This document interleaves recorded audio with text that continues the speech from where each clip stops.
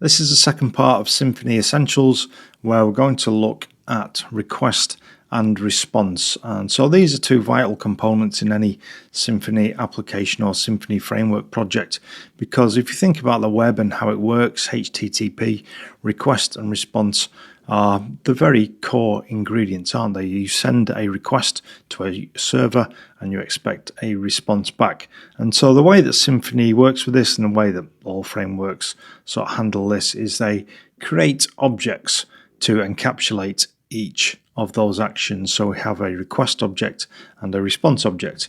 We briefly looked at the response object in routes and controllers, the first one, but I didn't really go into explaining what it is and what it does. So in this one, that's what we're going to do.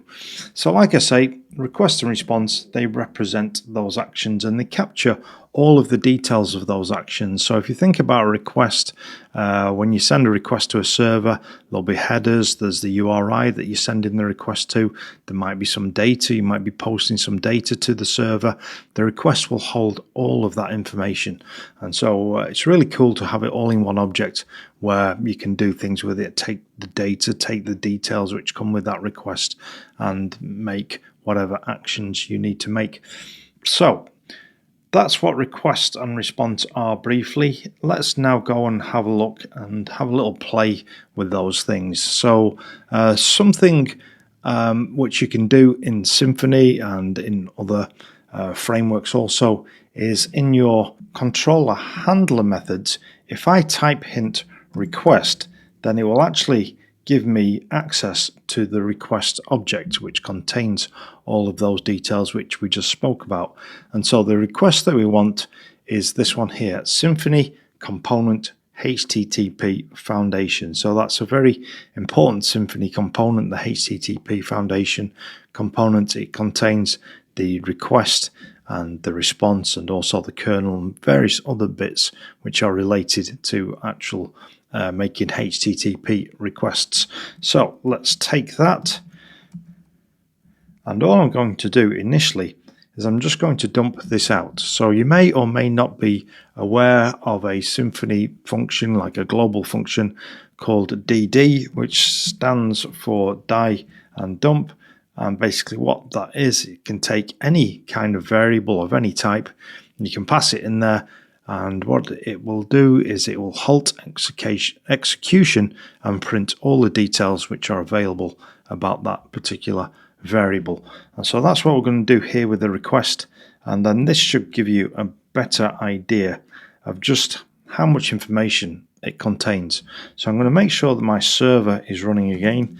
So here is that command, if you've missed it from the last one, php uppercase s localhost port 8080, use any port you like, and then public /index.php, because that is the front controller where the requests will be directed to.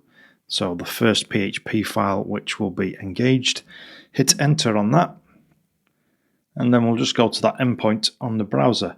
So as you can see here, what we have is a Symfony component HTTP foundation request object, and it contains all of this information. So the first time you see this, you might feel a little overwhelmed. I remember when I first started working with PHP frameworks and things, and I saw objects like this, and it was like, oh my god, am I ever going to understand what all of this information means? But you know, when you have a closer look, it's all really quite easy to follow, or fairly easy to follow. For example, what kind of request have we made? We've just made a GET request to this endpoint, and so here it's saying that the method is GET. The request URI, we wanted the base URI, and so the request URI is this, just this / here. And if you think about your PHP superglobals such as server, files, cookies, headers, etc., you'll see that there are properties for each of those things here. So for example, if we wanted to go and look at the headers, here is a list of headers associated with that request. So like I say, all the information regarding the request which has been made to the server has all been encapsulated and all stored on properties inside of this request object, and it has a bunch of methods which we can use to sort of retrieve that data as well. Let me give you a quick example of that. So say for example, I wanted to have some query parameters here. So if I said name equals Gary, what I can do is I can go and grab those query parameters like so. So this is just one of the properties on the request object. And then if I go and send that request, we now have something called an input bag. So this is that query property, and it contains those query parameters in an array format. So name, Gary. Let me show you one other example of the type of thing you can use. So say for example, we're also going to accept post requests to this endpoint, and I was to post some JSON to this. We can do get content like this. And I've got Postman set up just with some simple JSON content which I'm going to post. If I send that, then as you can see, I'm able to access that content. So that's basically what I'm dumping out there. But also the request has a lot of very useful helper methods. So say for example, I don't find that particularly readable in that string format.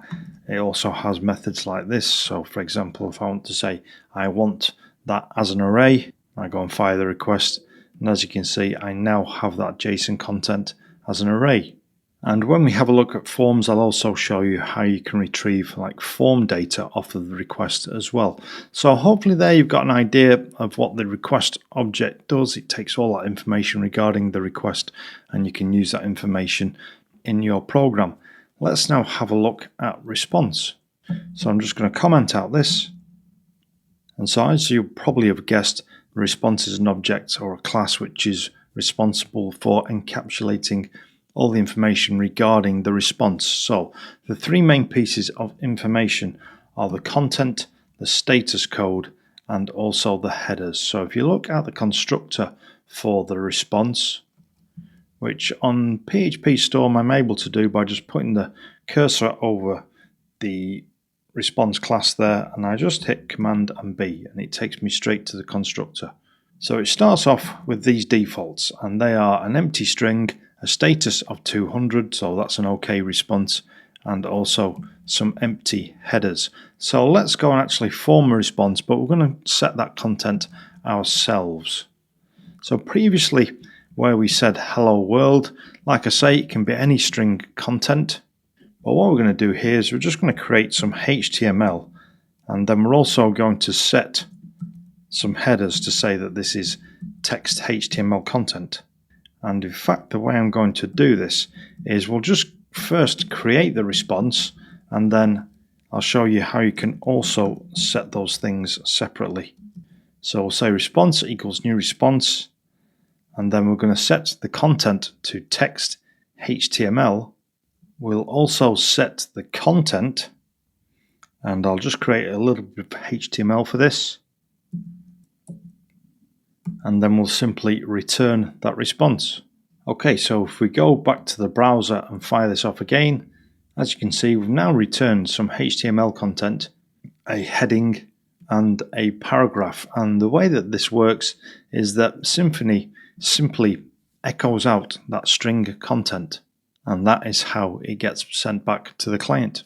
And so that was a high-level look at request and response. Just know that in your controllers, if you have a method which is handling routes, then that method will have access to the request, and it'll also be expected to send back a response.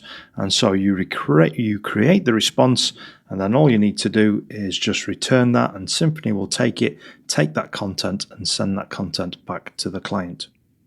Of course, understanding the components of Symfony and how they work is crucial, but if you truly want to master Symfony, there's no substitute for building something real and current. And that's exactly what you'll do in the Symfony 7 Microservice course. This course doesn't just teach features, it dives deep into the professional application of techniques. So you're going to get hands-on experience with the skills that matter most in the industry. If you're ready to take your Symfony skills to the next level, I invite you to join the course and start building something that showcases your abilities. I'll see you there.